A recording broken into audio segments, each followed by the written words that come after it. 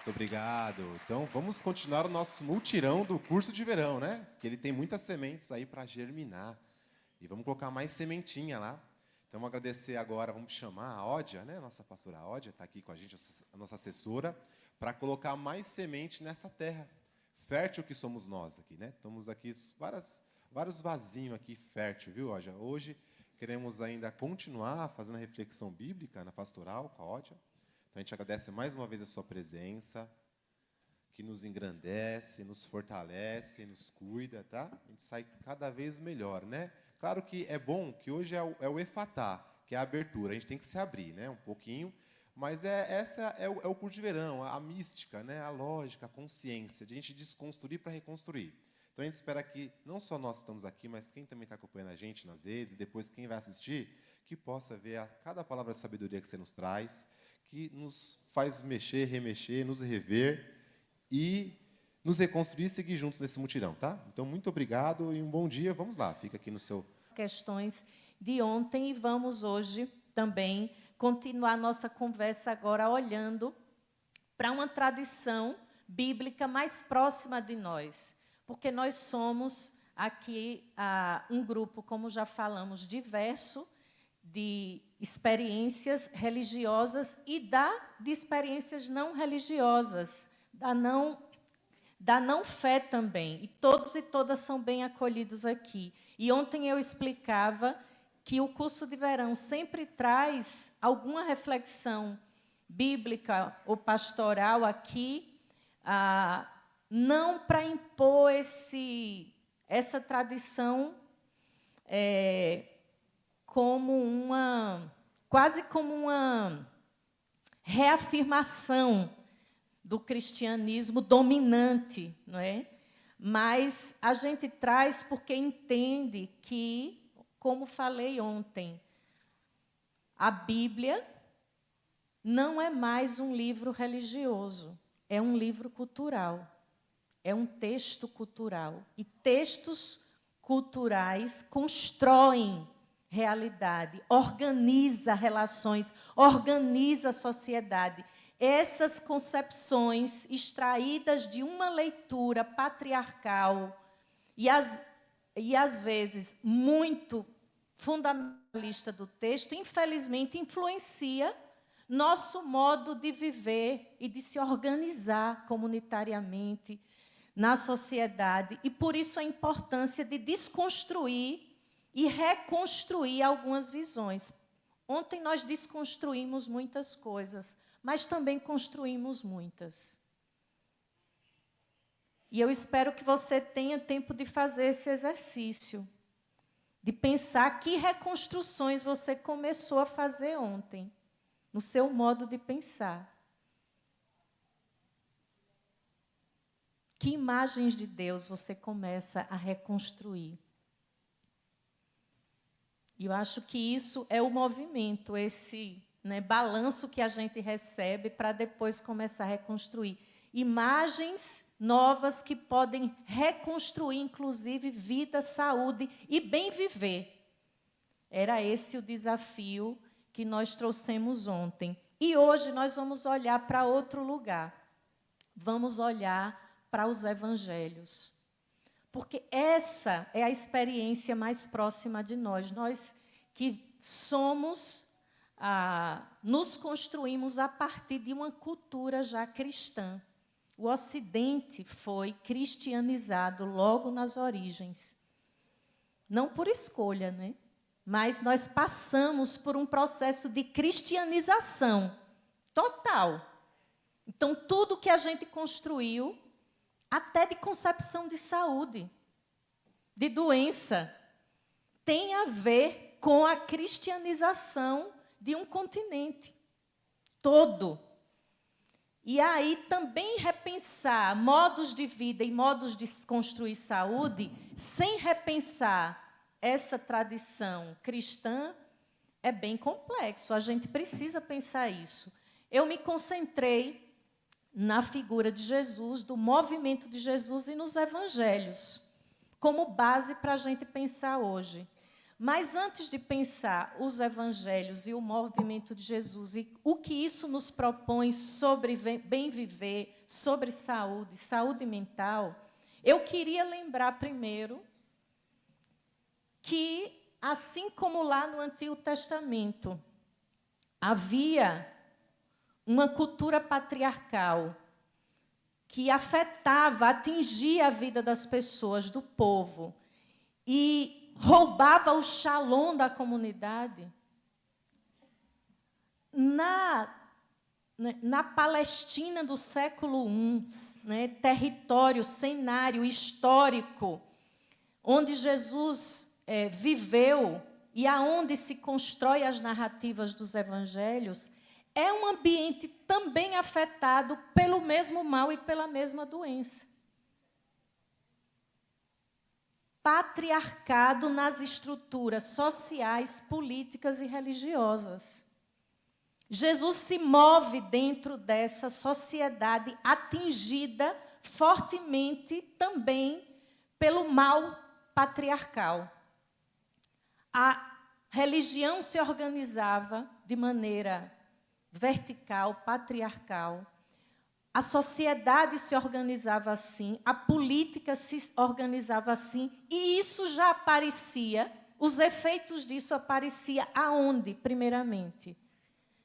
No corpo das pessoas. Na vida, no cotidiano das pessoas, era visível os efeitos desse mal sobre os corpos que se moviam naquele momento.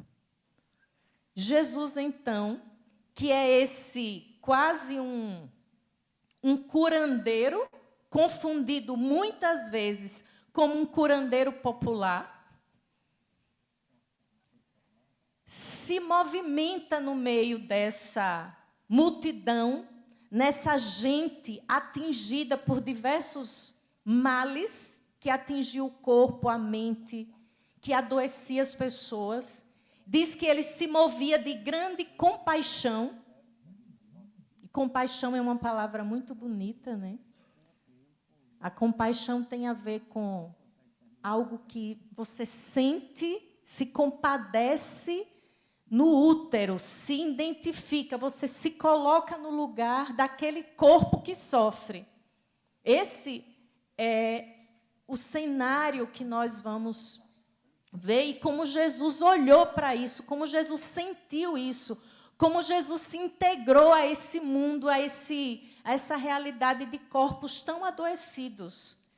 Eu diria que se Jesus hoje viesse caminhar entre nós, como veio na Palestina do século I, ele ia olhar essa grande multidão e dizer, sentir grande compaixão por nós.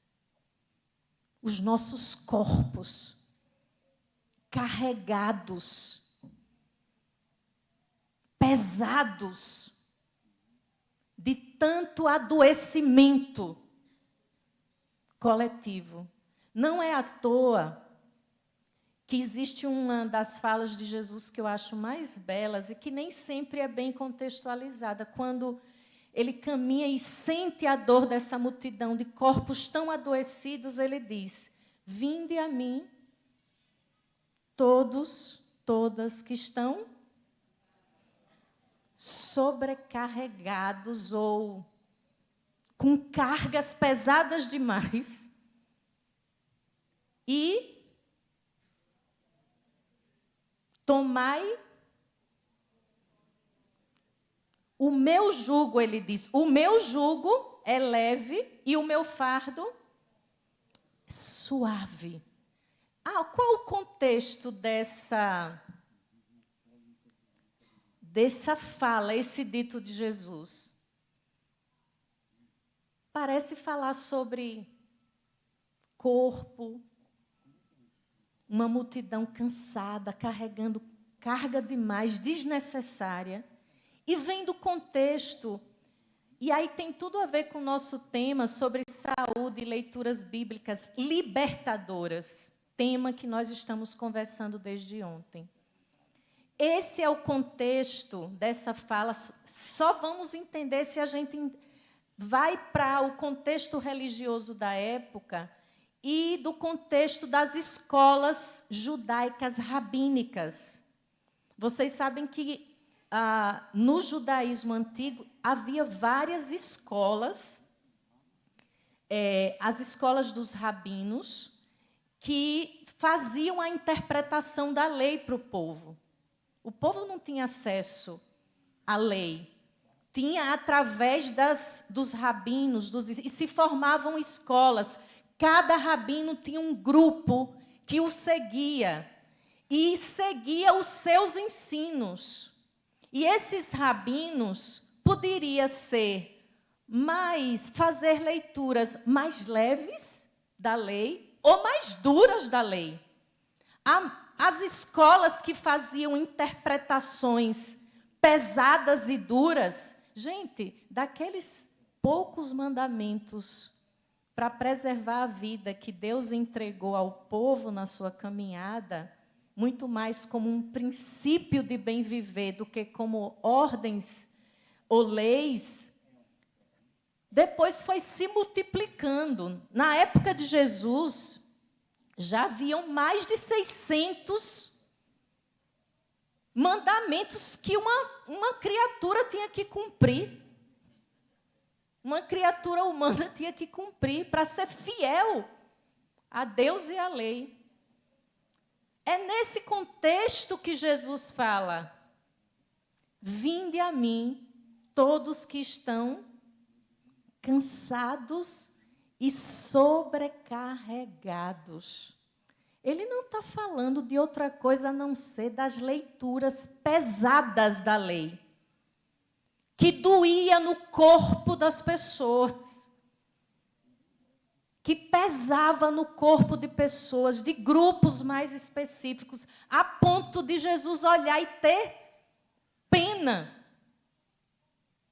e dizer assim: vocês não precisam carregar esse fardo, venham a mim, porque o meu fardo...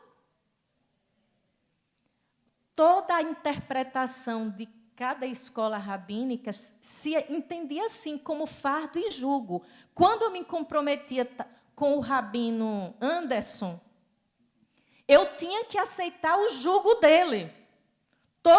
Todo o ensino que ele construiu, as interpretações da lei, tipo assim, lá na lei dizia, guardar o sábado, ok? Isso era comum para todas as escolas.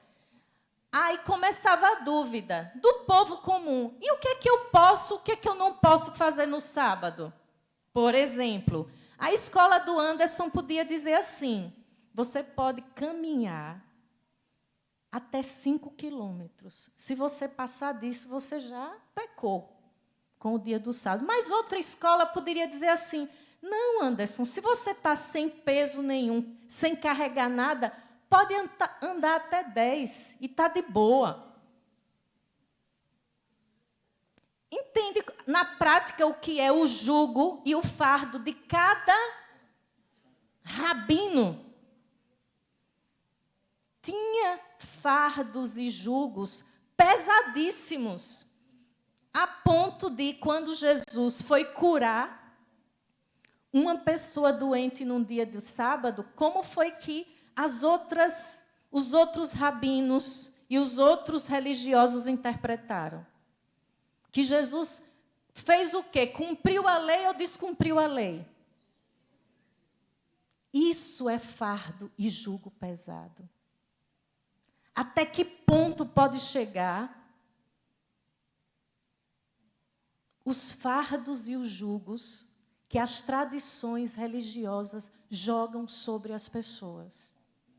A ponto de estar Jesus nesse contexto e, pela sua misericórdia, querer curar alguém no dia de sábado, e ele, quando faz isso, é identificado como um fora da lei.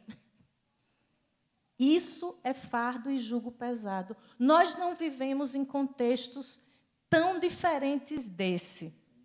Nós vivemos em contextos onde somos adoecidos por leituras pesadas. E agora não mais da lei de Moisés, mas leituras pesadas do Evangelho de Jesus. Quem imagina que esse jugo suave e esse fardo leve que Jesus anunciava se tornou para a cristandade depois o fardo pesado que fez os corpos serem excluídos, demonizados, adoecidos, estigmatizados, exterminados. Está entendendo a inversão? Jesus anuncia no seu tempo dizendo, gente, não carreguem esse fardo e esse jugo. Não precisa carregar. Eu anuncio boas novas, eu anuncio evangelho, que é boa notícia, que é fardo leve, jugo suave. Esse é o evangelho de Jesus, é o conteúdo da vida de Jesus, do que ele ensinou, pregou. Aí nós pegamos a tradição cristã institucionalizada, pegamos esse fardo leve e pesado e transformamos numa lei dura de novo. Uma carga impossível de carregar. Esse é o contexto. E agora eu quero me concentrar no tema. Ontem eu fui provocada muito sobre pensar, assim, os corpos mais atingidos à época pela doença dessa religiosidade de fardo pesado e incluir também as pessoas com deficiência nessa visão. E aí, isso é muito fácil a partir do Evangelho de Jesus. E a gente tem que se perguntar, porque quando começa a narrativa dos 4 evangelhos, parece que o mundo está tomado por corpos de mulheres doentes, porque Jesus opera uma série de curas, e a maioria, se vocês fizerem uma lista, lista 1, mulheres curadas por Jesus, lista 2, homens curados por Jesus. Como é que você acha que vai ser uma lista equitativa? As mulheres é que aparecem eu diria, no movimento de cura que o Evangelho, o movimento de Jesus produz na sua época. Parece que as mulheres estão ali. Claro que a narrativa dos Evangelhos, quem escreveu, quem narrou, de novo, a escrita não foi feita pelas mulheres. A escrita é feita por homens. Por exemplo, por que Maria Madalena é a mulher dos 7 demônios nos evangelhos? De quem Jesus libertou 7 demônios? De onde apareceu essa narrativa? Que, no fim, nos evangelhos, Maria Madalena, que é a discípula amada de Jesus, a que Jesus chegou mais próximo, testemunha da ressurreição, anunciadora da ressurreição, se torna mais importante nos evangelhos a mulher que tinha 7 demônios, 7 espíritos, do que a mulher que foi a testemunha da ressurreição. Isso é uma escolha narrativa de quem escreveu, que apaga uma história de uma mulher depois que ela se encontrou com o movimento de Jesus, privilegia o que ela foi antes, que a gente nem sabe se foi isso, o que foi isso, o que eram 7 espíritos, 7 demônios. Tudo era demônio. Jesus, inclusive, foi dito certa vez, ele está com Beelzebu. O que ele faz é pelas forças do Beelzebu. Se uma mulher tivesse qualquer comportamento estranho àquela cultura, ela tem demônio. Então, é muito suspeito a maneira como as mulheres são descritas. É verdade. E a maioria só são destacadas como mulheres doentes, curadas pelo bom Jesus de Nazaré. Tem que, quando lê os evangelhos, fazer essa reparação. As mulheres são mostradas muito mais como vítimas, vitimizando as mulheres. Elas são, sim, vítimas. Por isso, seus corpos aparecem carregando o fardo pesado da lei patriarcal. Mas elas não são só vítimas. Elas são protagonistas do movimento de Jesus. Amém? Queria um aplauso, uma força. Esse público está muito quieto hoje. Está meio assim. Uma questão é o cenário que Jesus encontra. Sim, muitas mulheres carregando aquele fardo pesado que não está igual nos corpos dos homens como está no corpo das mulheres. O fardo da lei pesava muito mais sobre corpos de mulheres, de pessoas empobrecidas e de pessoas com deficiência, qualquer uma. Por isso que o movimento de Jesus é um movimento de cura, salvação e sanação. Eu trabalho isso no texto, vocês têm isso com mais detalhes no texto. Trouxe a palavra shalom no contexto do Antigo Testamento. No contexto do Novo, eu trago a palavra salvação, a sua origem, soter. A mesma palavra para salvação é palavra para sanação, tornação. Salvar é tornação. Sadio. Quando Jesus trouxe salvação, ele não estava salvando ninguém de nenhum inferno pós-morte. Ele estava trazendo salvação, sanação para os corpos naquele tempo presente. Cura, sanação. Você está... Como era? Essa frase é muito comum, que Jesus usava. A sua fé te... E se a gente começasse a dizer, a tua fé te curou, a tua fé te sanou, a tua fé lhe trouxe saúde. É a mesma coisa. A tua fé lhe traz saúde.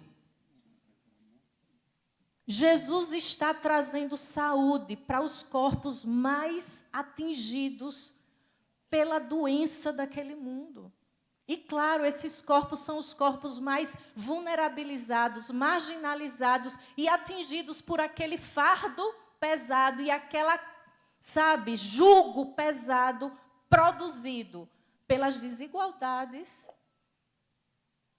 daquela cultura, daquela sociedade, mas também pelas malditas leis da religião judaica, que tornava o jugo daqueles corpos muito mais pesados de carregar. Se você tem uma mancha na pele, podia ser de qualquer tipo, você era considerado uma pessoa impura, leprosa, você podia contaminar, lembra? Você ia contaminar o shalom da comunidade, a saúde da comunidade. O que é que faziam com você? Lhe retirava da comunidade. Você é arrancada do convívio social e você é isolado para não contaminar. Olha aí de onde vêm as lógicas manicomiais. E dali você afasta para preservar os outros. Qualquer mancha na pele. Eu tinha colocado... Agora sim, aquela primeira, meu amor, primeira lista. E acrescentei esse olhar só para a gente se situar um pouco a partir das demandas que algumas pessoas me trouxeram ontem, para a gente se situar. Qual a situação das pessoas enfermas? E aí todo tipo de doenças que, inclusive, eram limitadas os diagnósticos, né? Então, tudo era demônio, tudo era espírito mau, tudo era lepra. E pessoas com deficiência. Isso é muito importante a gente ter esse olhar hoje, como eram tratadas as pessoas e que tipo de cura Jesus traz também, ou propõe. Então, qual era a situação? Havia poucos médicos, nós sabemos, como hoje também, né, gente? Para alguns grupos sociais. Curandeiros, terapeutas, sobretudo para as pessoas pobres, não havia acesso. Parece que a gente não mudou muito da Palestina do século I, né? A medicina tinha limites. Imagine, se hoje nós temos um avanço impressionante da medicina em vários âmbitos, positivos e negativos, porque o avanço de uma medicina acabou também sufocando outras medicinas, né, outros processos também terapêuticos. Mas se essa medicina avançou, naquela época havia um limite muito grande de conhecimento e de recurso. Então, a gente tem que se situar nesse contexto. Por que que hoje, por que que na época Jesus saiu curando pessoas a partir da palavra, a partir do toque, a partir das práticas terapêuticas populares? Porque não havia uma medicina disponibilizada para os pobres. Acho que Jesus era o SUS da época. Jesus, podemos criar, Jesus, era o Jesus da época. Para os pobres, ele estava ali acessível, né? A lepra era essa pior doença. Mas por que era pior? Porque era mais visível, estava na pele. Era facilmente vista e era terrível, porque era qualquer coisa, uma ferida, uma mancha. Era algo, imagine, terrível.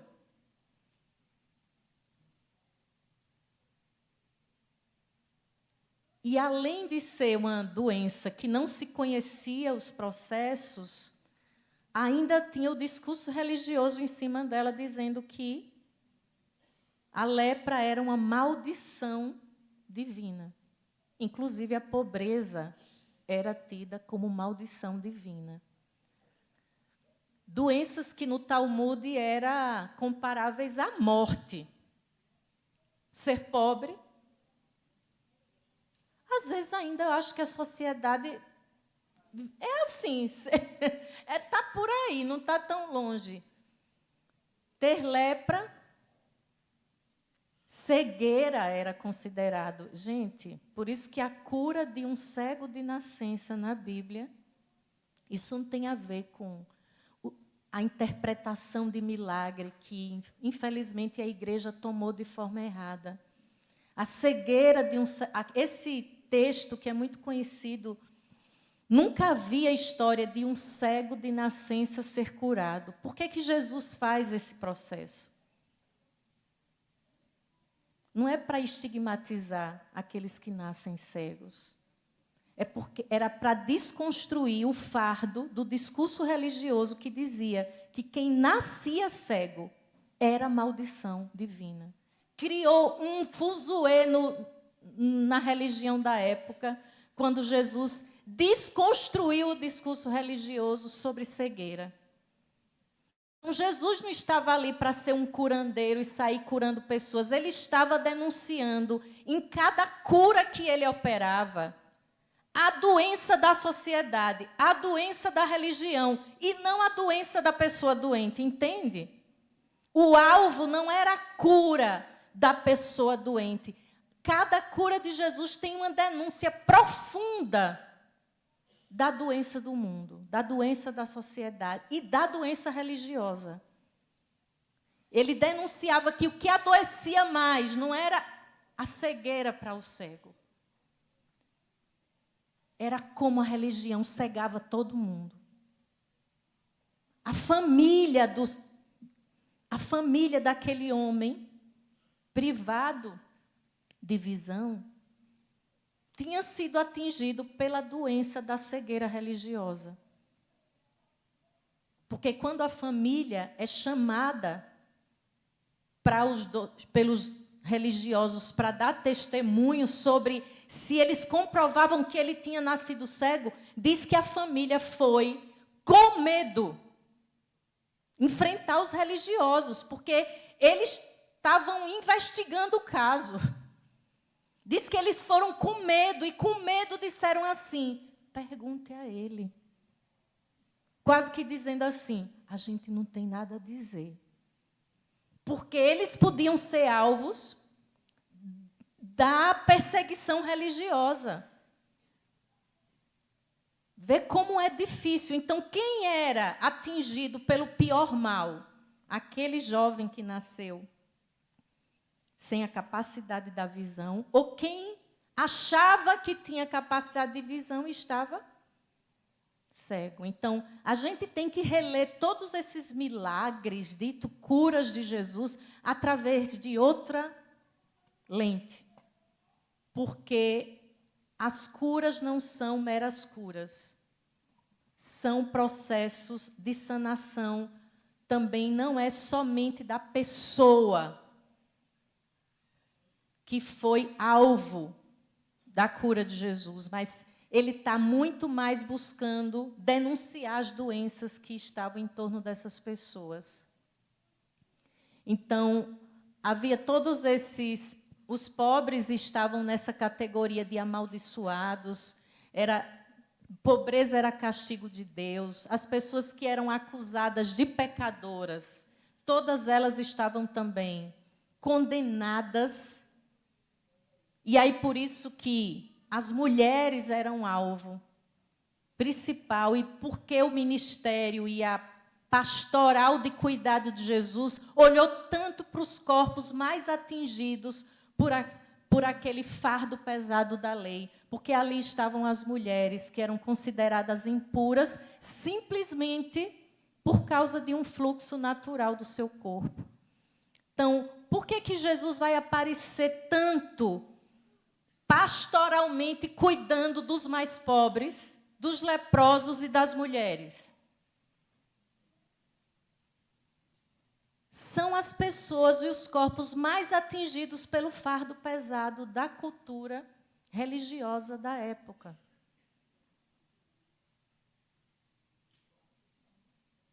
Se Jesus viesse hoje para a nossa sociedade, adoecida por tantos males das leituras religiosas, quais os grupos hoje mais afetados pelas leituras religiosas? As mulheres continuam no top. As mulheres continuam, veja, tantos anos e tanto tempo de que o fardo leve de Jesus, suave de Jesus, já devia ter libertado as mulheres dessa dita sociedade cristã, e nós continuamos sobre o jugo pesado dessas leis duras. Que outros grupos, além das mulheres? LGBTs, os empobrecidos. É bonito essa forma de dizer. Olha o tempo, pastora.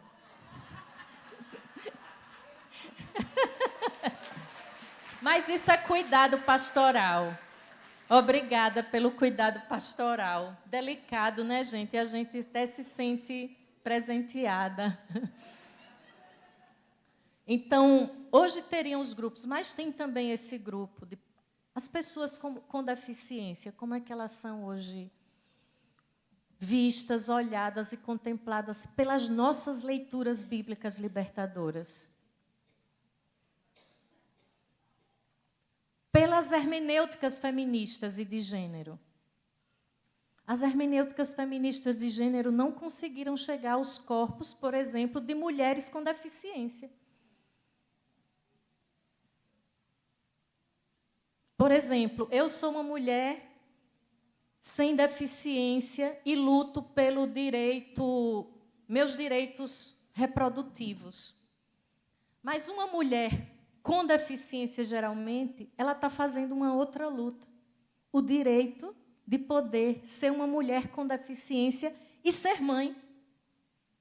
que em muitos contextos ela é negada esse direito. Ela é considerada e declarada incapaz. Está entendendo? Que as nossas hermenêuticas precisam ser mais amplas para as diversidades de realidades e corpos e condições que a gente carrega. Porque quando a gente fala mulheres, nem todas nós estamos... Mulheres negras e mulheres não negras. Está na mesma condição nessa sociedade? Mulheres indígenas e mulheres não indígenas. Mulheres LGBTs e mulheres não LGBTs. Mulheres com deficiência, mulheres sem deficiência. Idosas e jovens. Periféricas. Migrantes. Analfabetos e analfabetas. Está entendendo que são vários recortes. Alguém até colocou ontem pessoas de fé e mulheres de não fé. Até isso a nossa sociedade é difícil você assumir um lugar. Não creio, não tenho religião. É fácil essa pessoa se localizar nesse mundo tão tomado pela religião? Tem várias questões. Então, é por aí que a gente tem que pensar que a prática de cuidado de Jesus, porque, de fato, a atuação de Jesus nos evangelhos é uma prática de cuidado com os corpos, mas não de qualquer corpo. É por isso que eu lhe digo, mesmo os corpos que ontem, nas falas de ontem, essas falas lhe produziram mal-estar ou desconforto,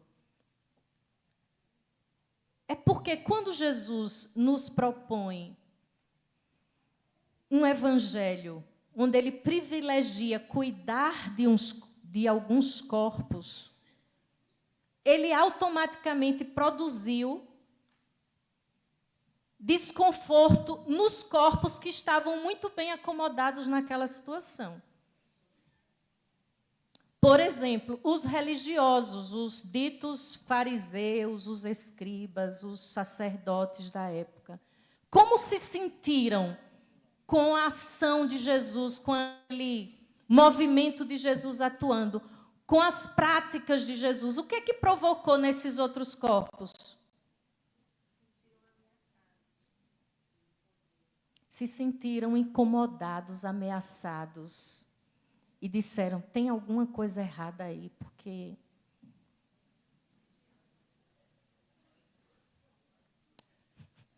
Obrigada. Eles estão me convencendo. Vocês viram que é uma tentativa de me convencer lentamente a parar. Para, pastora. Tá bom. Mas eu já sei que estou aqui fechando essa primeira parte. Só para fechar, eu vou mostrar só a próxima, não vou ler, só para dizer, para a gente ir para as narrativas que eu vou destacar nessa manhã, dos evangelhos, depois do intervalo, para dizer que não é aleatoriamente. Jesus não vai encontrando uma mulher ali, um leproso aqui, como se fosse assim, Jesus ia pela aldeia e ele se bateu com uma mulher e ele curou aquela mulher. Não é assim. Jesus estava numa sociedade desorganizada patriarcalmente e que aquilo atingia alguns corpos mais do que outros. E ele organizou a sua ação pastoral a partir dos corpos que eram mais vitimizados pelo fardo pesado das leituras religiosas. É o que a igreja devia fazer. A igreja devia organizar suas leituras, suas liturgias, sua ação pastoral a partir de baixo, dos corpos mais atingidos, mais marginalizados, e não organizar para os corpos que estão lá em cima. Dá para entender? Então, por que as mulheres vão aparecer como a mulher que foi curada daquilo outro, é tanta mulher doente, e você diz, é porque é como se fosse um retrato do mal produzido por aquelas leituras religiosas de opressão. Aonde isso vai bater? No corpo das mulheres. Então, tem aqui também um quadro mostrando qual era a situação das mulheres. Então, não é porque Jesus é bonzinho e tem peninha de mulher. Que às vezes a gente lê evangelho quase assim. Ai, Jesus teve uma pena daquela coitada daquela mulher. Por favor, se você fizer essa leitura, você está matando a profecia dos textos e a ousadia profética de Jesus e o anúncio de Jesus. Jesus não queria ser bonzinho com ninguém, fazer bondade, e tinha pena aquelas pobres coitadas das mulheres. Ele estava invertendo uma lógica diabólica da época, que tornava essas mulheres alvo do sofrimento, dos maiores sofrimentos, e que continua.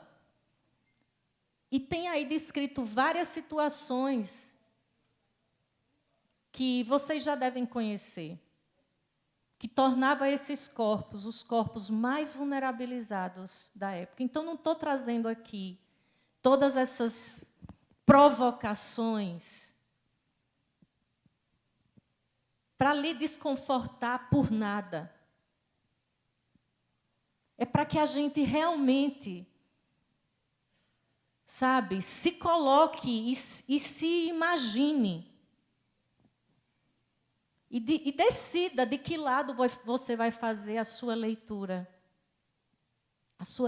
de fé, a sua prática de fé.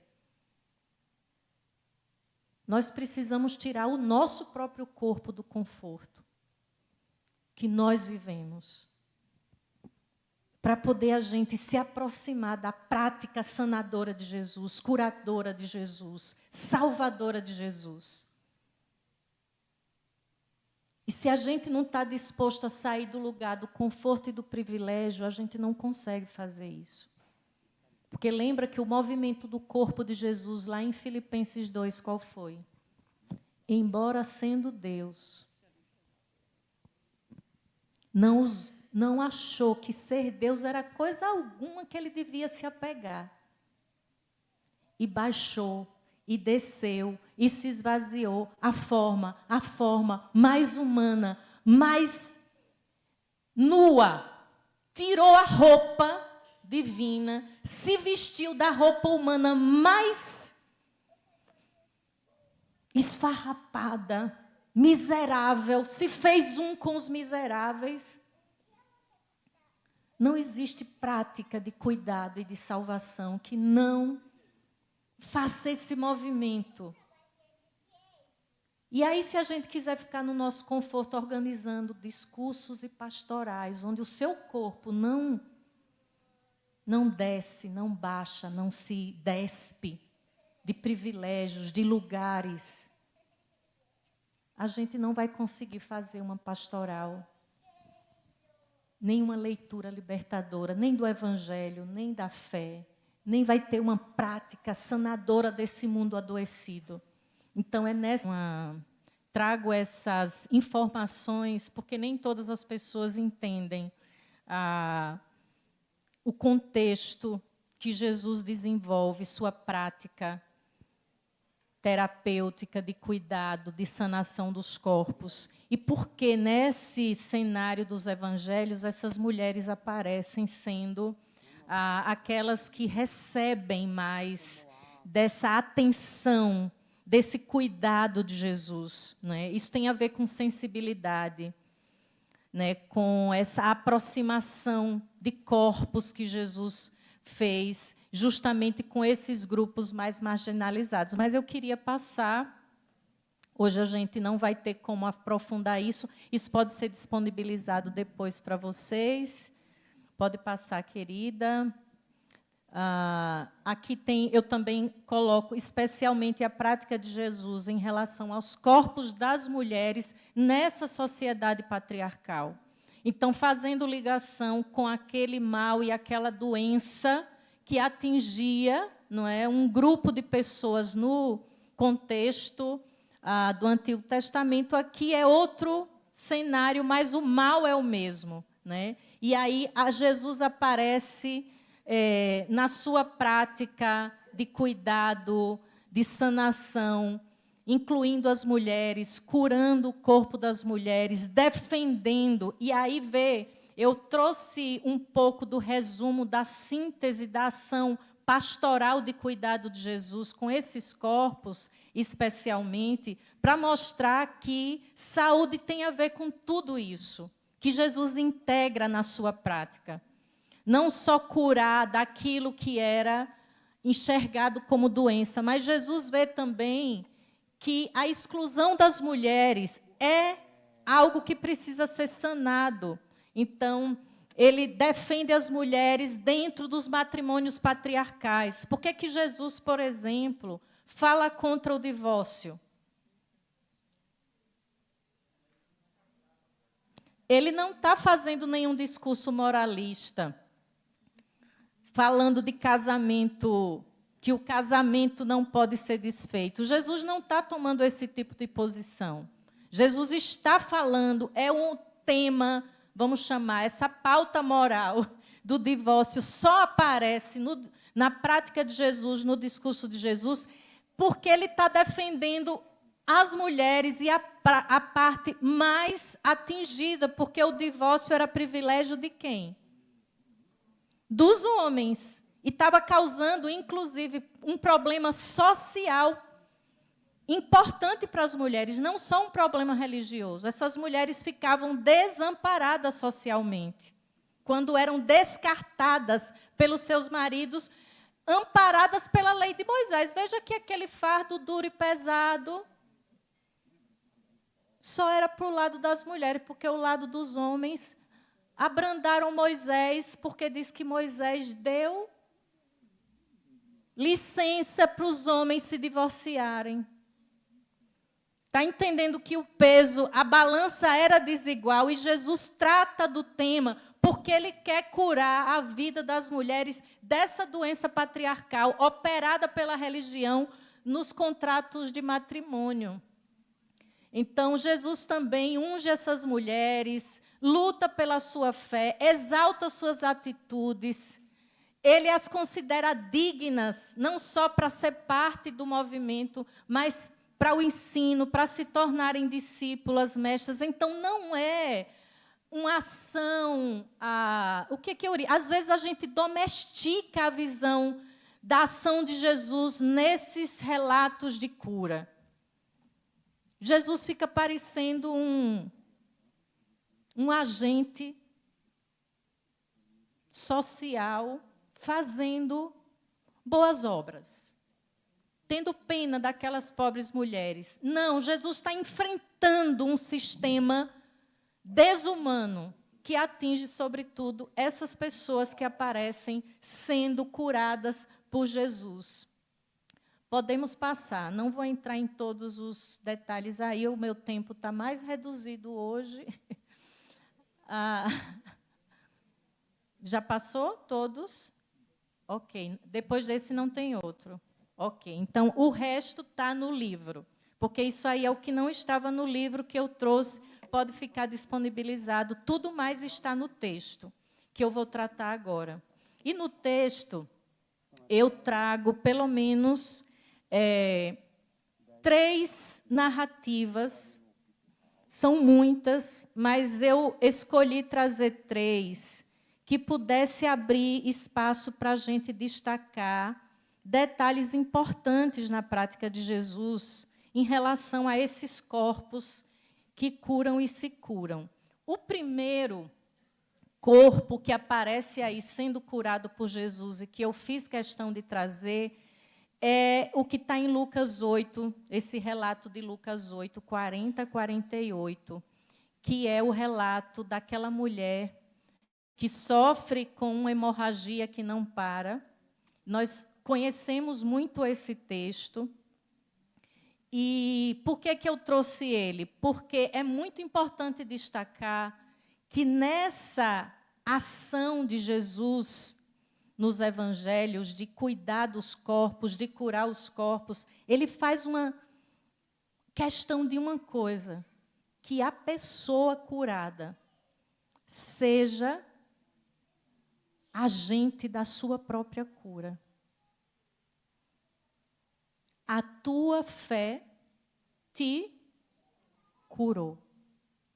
Isso não é uma única vez que Jesus atua, dizendo, o teu próprio corpo, a tua própria fé te curou. Jesus não desenvolve uma prática onde ele é o que opera a cura. Cuidado, porque o que nós temos mais hoje são pessoas que se colocam como aquelas que têm o poder de curar a outra, nos ambientes, inclusive, religiosos. E ele está dizendo que a potência da cura está onde? A potência da cura está em você.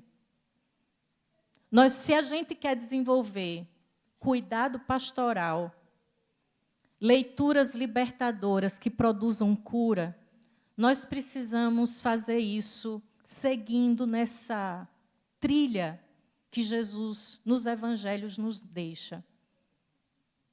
Nada que gere dependência sua de um outro que tem poder sobre o seu corpo para curar, pode ser tida como um caminho de salvação e de sanação para você. O teu corpo e a tua fé te curou. E esse relato é muito importante porque essa mulher, ela rompe uma série de coisas e Jesus denuncia uma sociedade extremamente adoecida, onde essa mulher tinha medo de sair em público e tocar. As pessoas não se tocavam. O que eu destaco nesse texto, além desse protagonismo da própria pessoa curada, é também essa importância do tocar o outro. É no toque do corpo de Jesus, no toque dos dois corpos. E nós estamos numa sociedade que isso é cada vez mais difícil, né? Nossos corpos se tocarem com essa potência de cura. Jesus se deixa tocar primeiro. E ela atua buscando um toque que a cure. Então, esses dois elementos nesse relato são muito importantes. E pelo que eu acompanhei do curso de verão até aqui, essa tem sido as experiências que a gente tem fortalecido aqui. Uma sociedade tão individualizante, onde nós estamos cada vez mais distantes fisicamente uns dos outros. Temos tanta gente que está acompanhando online. E estar ali, às vezes, dá uma certa ansiedade, porque a gente não pode sentir, tocar, estar junto. Hoje, pela manhã, eu vivi a mística com a irmã ali me tocando, me sentindo. E eu lembro quando eu estava acompanhando de casa, e é tão difícil não viver isso. Mas, às vezes, a gente que está aqui, podendo tocar, e a gente não se permite viver intensamente essa presença, esse toque. Isso é curativo. Não esqueçamos que, há algum tempo atrás, nós estávamos isolados socialmente, sem poder tocar. E parece que a gente voltou à presença e a gente nem sabe mais como tocar um ao outro, a gente tem medo. Eu lembro que na pandemia eu tinha medo do outro. O outro podia me trazer a morte. Foi essa a realidade. Estava certo, toda a vigilância, cada um isolado. Mas agora nós estamos precisando nos curar desse medo do outro, medo do toque do outro, nos integrarmos mais, nos tocarmos mais. Aproveite e dê um abracinho aí, gostoso, acolhedor. Toque a pessoa do lado, porque o toque é cura.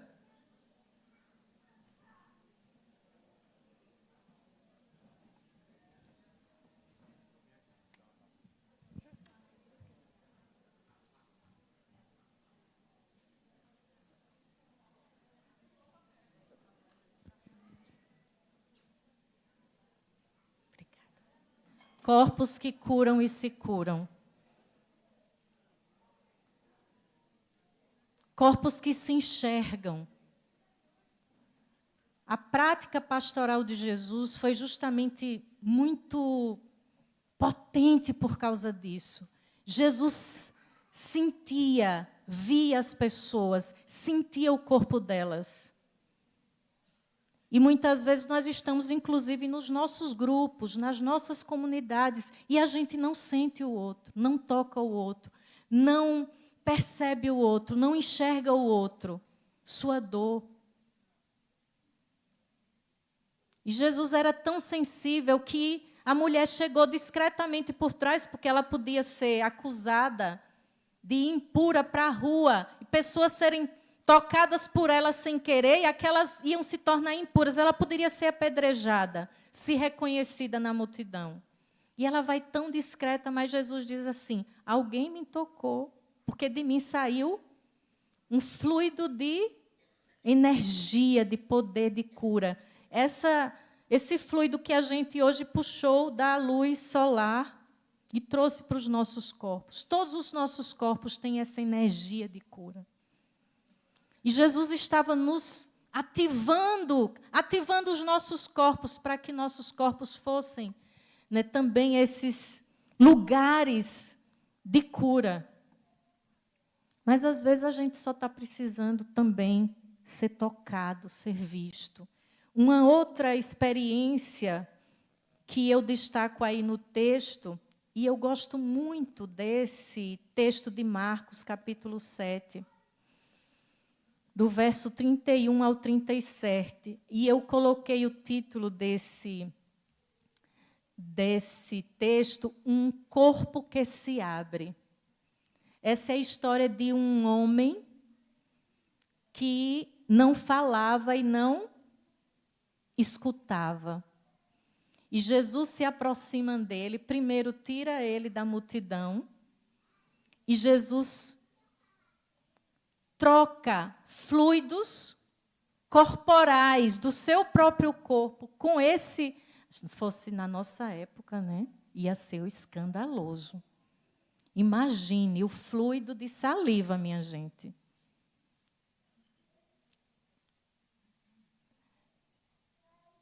O importante não é a forma. Ninguém está recomendando que você troque saliva sua com o outro para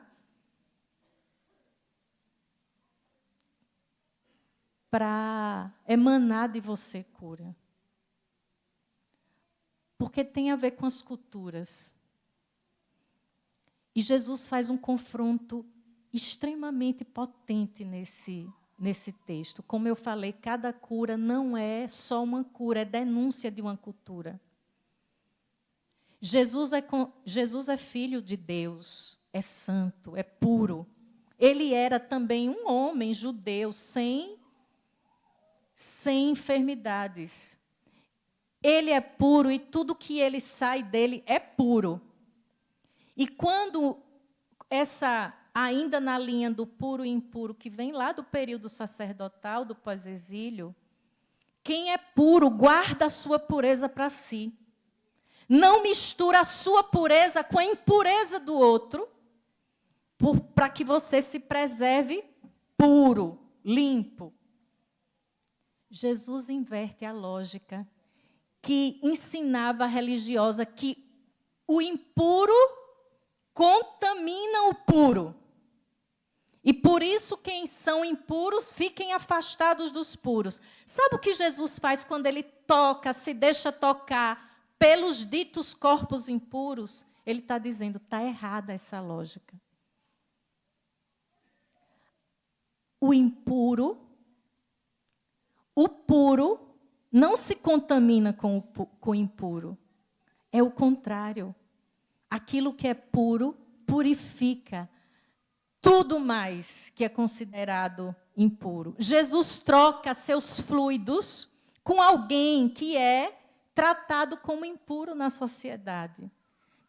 Purificando e dizendo, gente, é o contrário, a lógica está errada. Não é o impuro que contamina o puro. O puro torna puro tudo que ele toca, tudo que ele abraça, tudo que ele acolhe.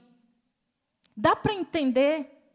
Isso era um confronto. Isso para um judeu é a desgraça. Você pegar fluido de um corpo de um homem judeu puro e trocar e transferir com o corpo. Já?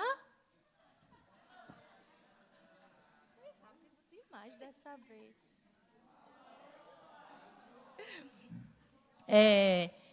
E trocar com essa pessoa. Está entendendo que é um confronto com a sociedade dos puros?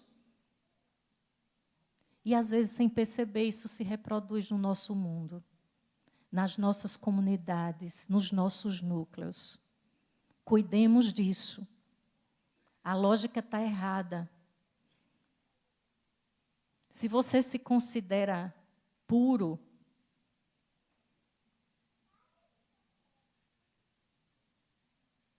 já é um... Quem é puro de verdade? Porque essa sua tal pureza lhe torna tão arrogante a ponto de você se separar de outros que você considera impuro. A palavra que Jesus usa para curar esse homem, além dessa inversão do que é puro e o que é impuro, ele usa a palavra efatá, abre-te. Quer dizer, abra-se. O chamado de Jesus, uma prática terapêutica, uma prática pastoral que cura, é uma prática que abre, se abre para o outro, se abre. Nossas leituras pesadas, religiosas, nos fecharam. Nos travaram, nos trancaram, uns para os outros, umas para as outras, alguns grupos contra os outros. Foi uma leitura de fechamento. Aqui estão os puros, ali estão os impuros, ali estão as mulheres, ali estão os homens, e todo mundo fechado, numa lógica não da abertura, como a de Jesus, mas numa lógica de fechamento. Por isso que a cura que Jesus aqui opera tem a ver com uma cura de abertura. Abra-se. E só eu e você sabemos o quanto o mundo de hoje precisa dessa cura. Abre-te. Quanto o seu corpo precisa se abrir e sair do fechamento. E, finalmente, o último texto que eu trago aí da memória do movimento de Jesus com essa ação pastoral de cuidado e de sanação é da mulher que ele encontra dentro da sinagoga, espaço religioso do fardo pesado. Essa mulher era religiosa, participava da sinagoga, com certeza, regularmente, encurvada, completamente encurvada, dentro do espaço religioso da sua fé. Ninguém percebia, ninguém se importava, o fardo pesado da lei que ela recebia na sinagoga, cada vez encurvava mais essa mulher, dobrava mais essa mulher. O fardo ia ficando cada vez mais pesado e ela entrava e saía do espaço do mesmo jeito. Mas Jesus a encontrou naquele dia e olhou para ela, acolheu, percebeu o peso.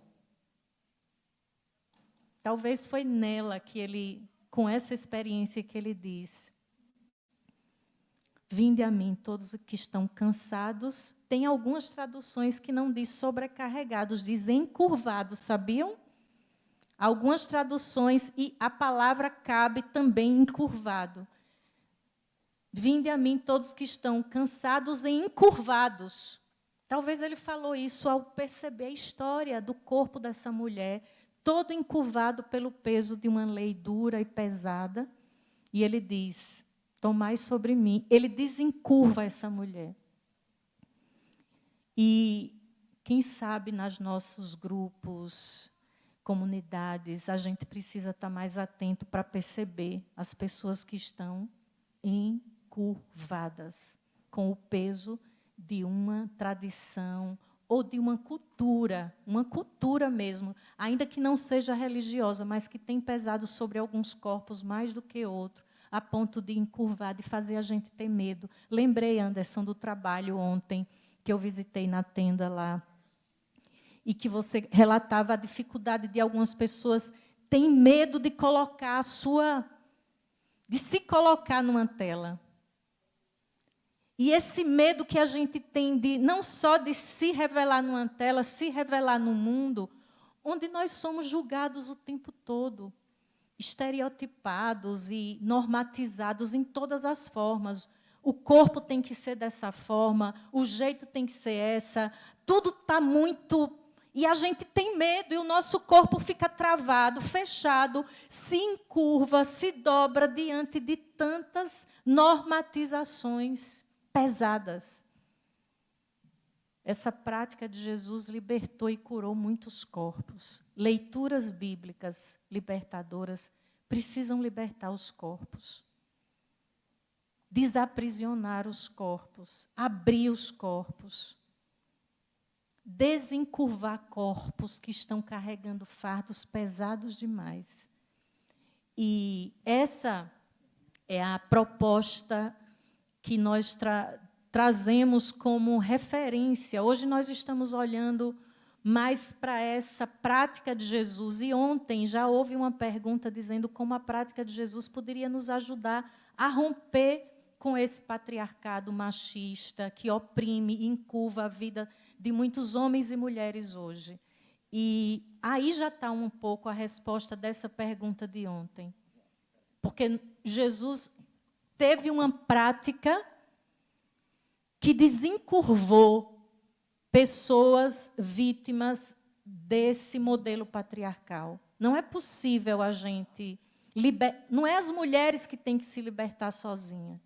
Nós precisamos ter um movimento que engaje homens, mulheres e toda a sociedade em um processo mesmo de libertação e cura. Obrigada, a última florzinha tão linda. Obrigada. Já vou aqui. Tá bom. Já me disseram que é assim, gente, eu não posso prejudicar também o tempo. Aqui tem trabalhos a seguir, né? E a gente vai seguir.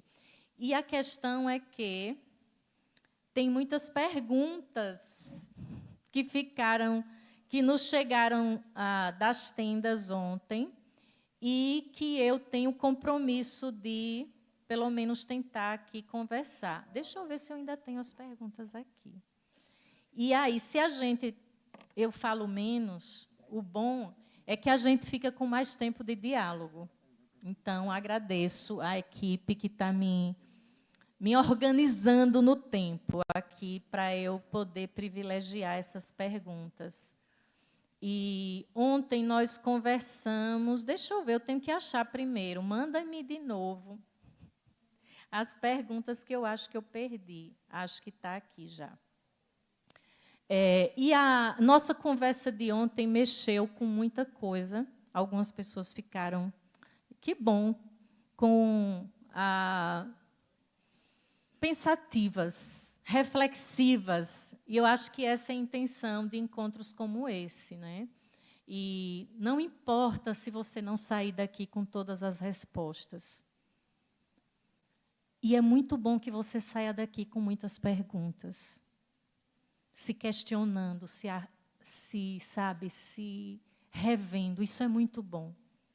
Ainda que no final você diga assim, não concordo com aquilo que a pastora disse, não tem problema. Mas você parou para pensar, para se rever, para se questionar, dizer, será que foi assim mesmo? Isso é muito importante, e o nosso compromisso aqui é esse, tá bom? E tem uma pergunta aqui que veio das tendas que diz assim: por que não tem pecado no livro de Gênesis? Vamos começar corrigindo. Ainda bem que está gravado o que eu disse ontem. Eu não disse que não tem pecado no livro de Gênesis. Vamos calibrar a escuta. Eu disse que não aparece a palavra pecado nos capítulos 1 e 2, naquela antiga visão de que o pecado original tem a ver com Eva e Adão comendo o fruto da árvore do conhecimento do bem e do mal. Eu disse que não é naquele trecho que aparece a palavra pecado. Se existe a ideia de um pecado original, está no capítulo Caim e Abel. Acho que é o 4, não? Caim e Abel. Então, é aí que, só corrigindo, então, não sei quem trouxe a pergunta, mas não aparecer, porque a palavra desobediência, né, que a gente traduz como pecado, mas acho que a teologia do pecado original, que foi construído aí, a gente precisa se questionar, e já existem muito questionamento se existe esse pecado original, que no final virou a culpa original das mulheres. Entende?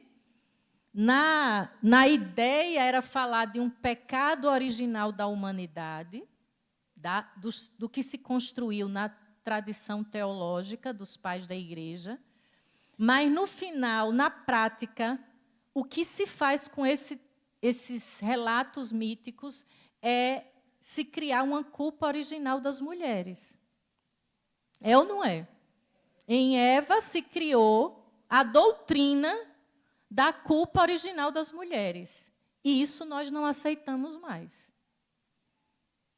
Essa leitura, para nós, não nos serve. Isso não é de Deus, não, minha gente. Isso é uma expressão bem nossa.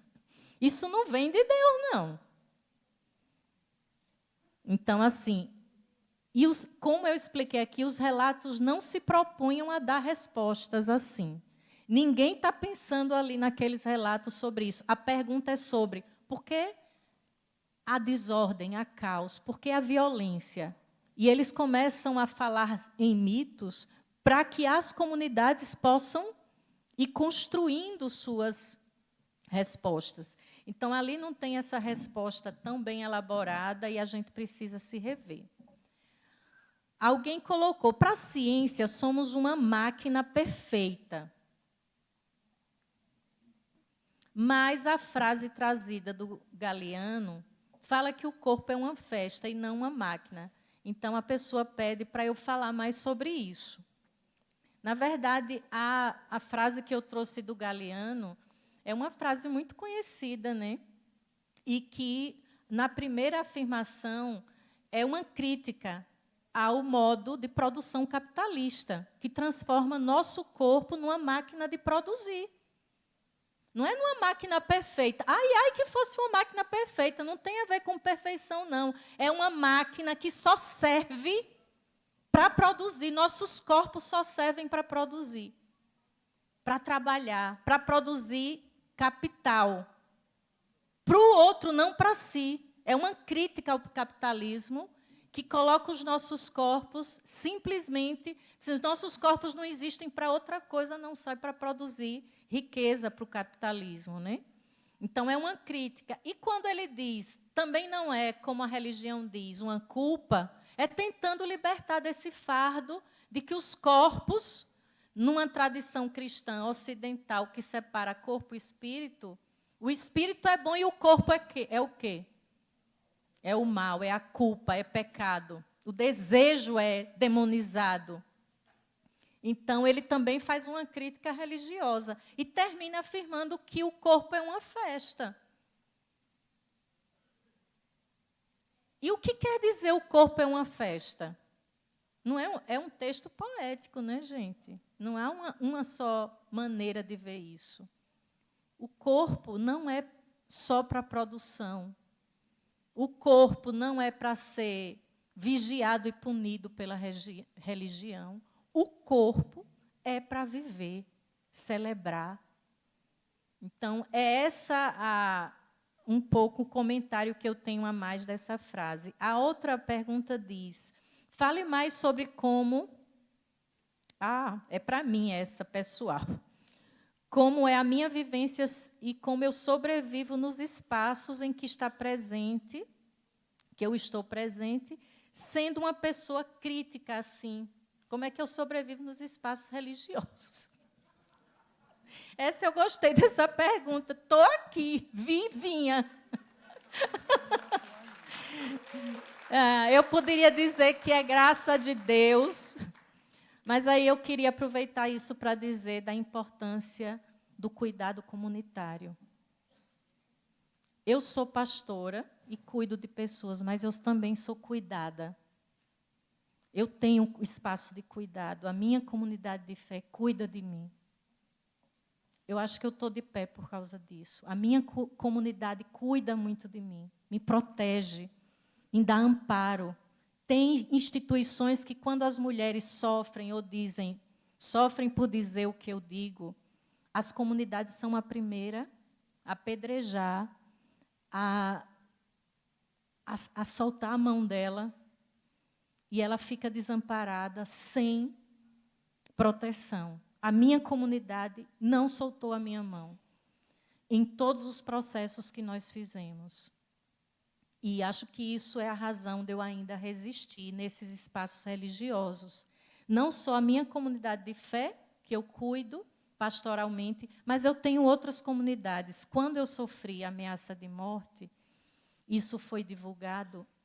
Foi muito importante todos os manifestos que eu recebi de várias organizações que escreveram cartas, que fizeram pronunciamentos. Vocês não sabem como aquilo me protegeu. A Secretaria de Direitos Humanos de Alagoas, quando viu, disse assim, venha cá. E facilitou os processos, porque viu que eu não estava sozinha em Maceió. E eu não tinha só a minha comunidade. Eita, meu Deus, está todo mundo falando, se esse negócio der ruim, vai ficar feio para a gente da segurança pública. Está entendendo como a coletividade e os espaços comunitários são espaços importantes? Aquilo me protegeu muito. Veio manifesto, carta, literalmente, do mundo inteiro. Porque pelo privilégio das nossas caminhadas ecumênicas, eu tenho relações a nível latino-americano em muitos lugares, e chegou de instituições colocando-se à disposição, falando. O CONIC levou para um... Não lembro, Yuri, não sei se você me ajuda. A ONU monitora casos de violências a nível latino-americano, de pessoas que estão na luta pelos direitos humanos. Meu caso apareceu lá, como o caso também da Home, que sofreu, pastora Home Bank. Então, assim, dizer o quanto, gente, esses espaços, por mais parecem frágeis, nossas pequenas comunidades que fazem esse movimento, parece frágil, mas não, nós temos uma força e uma potência. Eu quero aproveitar e deixar aqui minha gratidão a todos os movimentos que se solidarizaram. Lá em Maceió mesmo, todos os movimentos. Não teve uma igreja que fez, nenhuma, que fez uma carta ou veio com alguma iniciativa solidária, mas até o Partido Comunista fez carta para mim, me protegendo. Partido Comunista, MST, CPT, organizações da sociedade, o CEBI fez. Tudo isso, para mim, foi a razão que eu respondo à sua pergunta. Como eu sobrevivo? Eu sobrevivo porque eu não estou mais hoje, eu diria, ligada à institucionalidade batista. Porque a institucionalidade batista excluiu a minha comunidade de fé em 2016, violentamente. Uma igreja que vai fazer, esse ano, 55 anos, esteve como igreja membro da maior convenção batista no Brasil, e porque nós decidimos abraçar, acolher e batizar nossos irmãos e irmãs, reconhecendo a cidadania plena numa igreja batista. Cidadania plena de uma igreja batista é o batismo. Quando você se batiza, você é pleno nessa comunidade. E aquilo era negado. Nossa igreja, depois de um processo longo, rompeu com esse fardo pesado, e, por causa disso, os líderes da Convenção Batista, que nunca tinham ido na minha igreja, lá nos Cafundó do Brasil, igreja que não representava nada para eles, economicamente, saiu os grandões de lá para ir em Maceió. Fez quase como fizeram com o homem curado. Nós viemos aqui para saber o que está acontecendo, para saber se a igreja ia dizer assim: foram os pastores, condenem eles. Porque se a igreja tivesse dado um testemunho que foi a gente que induziu, a gente era jogado fora e a igreja era preservada. A igreja, o povo, a Assembleia disse bem assim: não, o processo foi legítimo, a gente conversou, discutiu, estudou na Bíblia, a gente votou, fomos nós que decidimos. Eles não puderam fazer nada de interferência local, porque lá o governo batista é assim, é a Assembleia, ninguém pode interferir na decisão de uma comunidade local quando ela é feita em Assembleia. Aí o que é que eles fizeram? Levaram para assembleias das igrejas, cortar a nossa igreja, porque ela descumpriu a lei.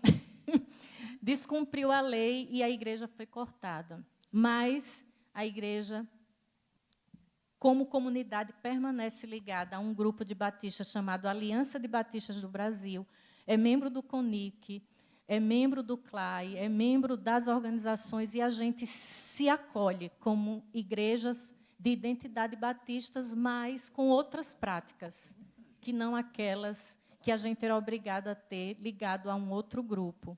Então, eu não estou mais submetida a uma instituição que ata fardo pesado sobre nós. A nossa igreja se desencurvou, definitivamente. Não vamos viver mais encurvados. Então, aquilo que eles achavam que estava fazendo uma punição para nós foi uma libertação. E a igreja caminha hoje com tantos outros irmãos e irmãs católicos, de outras expressões de fé, e com muito mais liberdade. E por isso que eu sobrevivo. Se eu tenho dito isso, se eu tivesse em outro tipo de instituição, eu não estaria aqui falando desse jeito, porque isso é o modo eclesial batista que permite.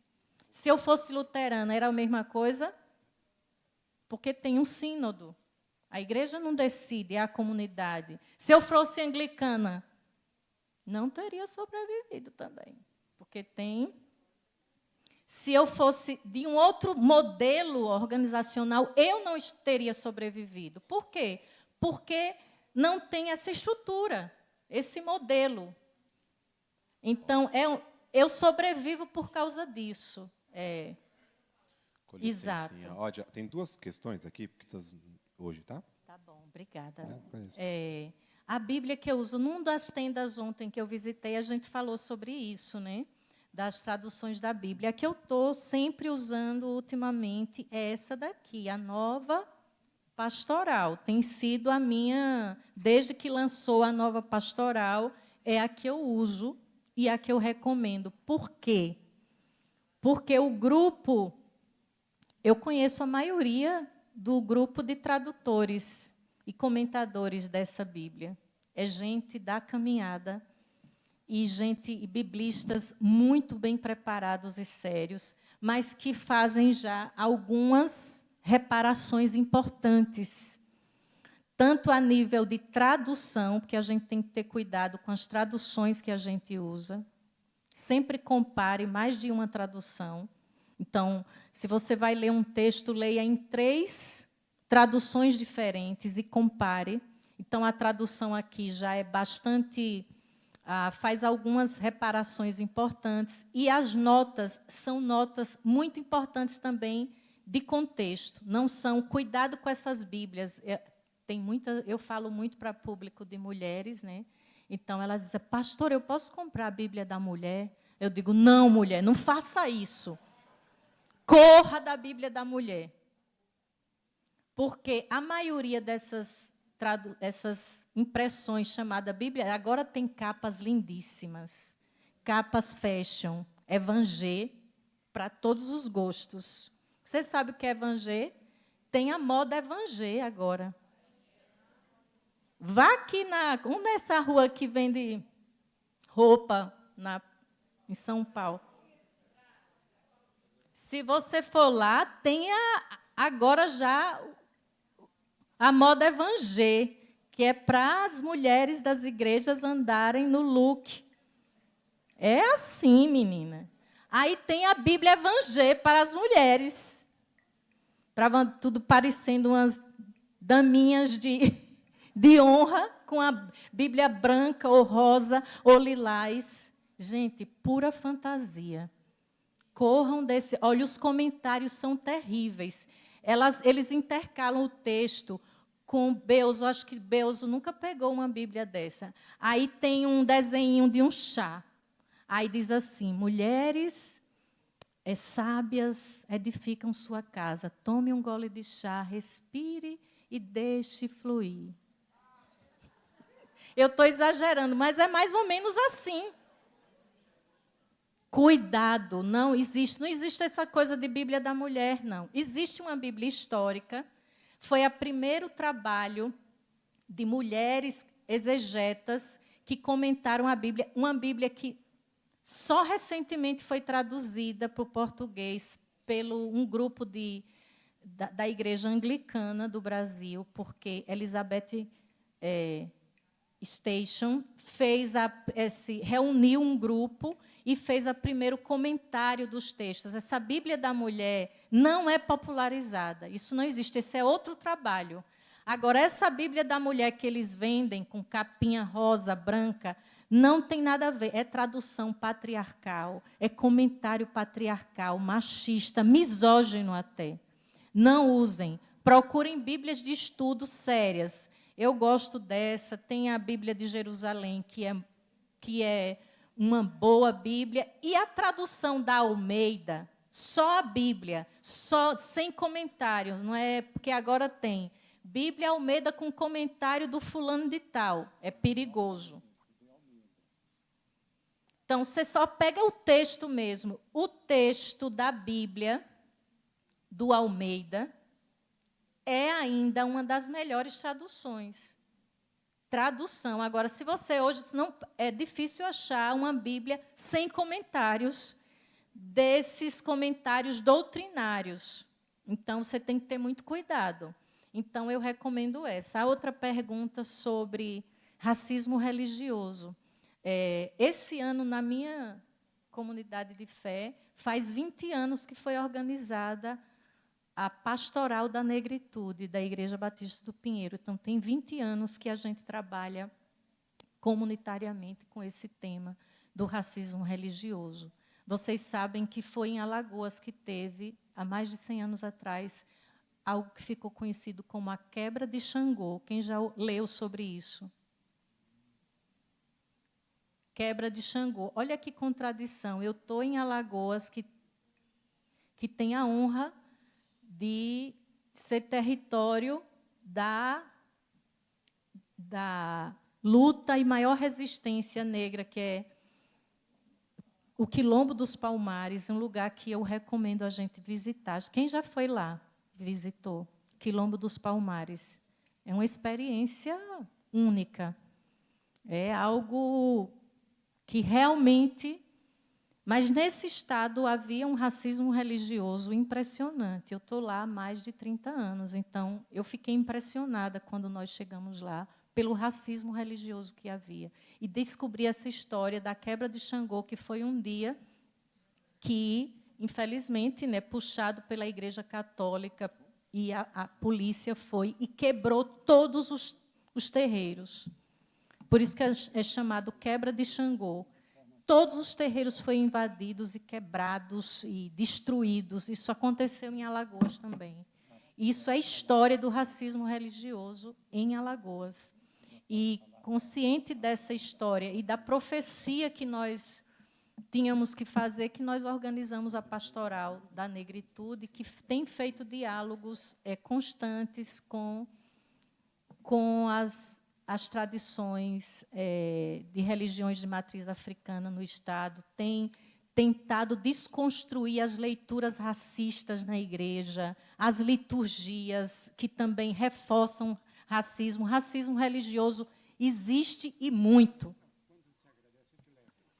Isso muito parte da forma como nós lemos a Bíblia e lemos a tradição cristã.